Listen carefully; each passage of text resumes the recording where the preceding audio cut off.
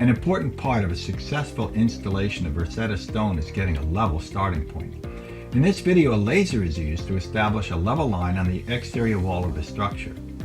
Then using a chalk line, a level reference line is established around the area that the stone will be installed.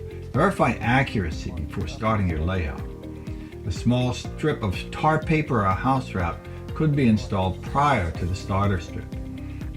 Here the installers use a story pole to measure accurately to the top of the starter.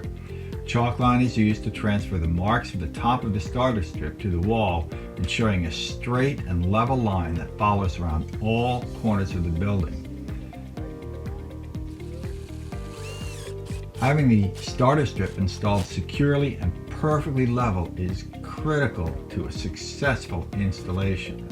Using the line as a reference, install the starter using corrosion-resistant screws or nails with a 3/8 inch minimum head and a 1/8 inch shank, or a 10 by 1 5/8 inch Versetta screw. Check it for level again before starting. Next, install a code-approved weather barrier on top of the installed starter, but do not cover the bottom lock. It is important to provide proper water management for the system.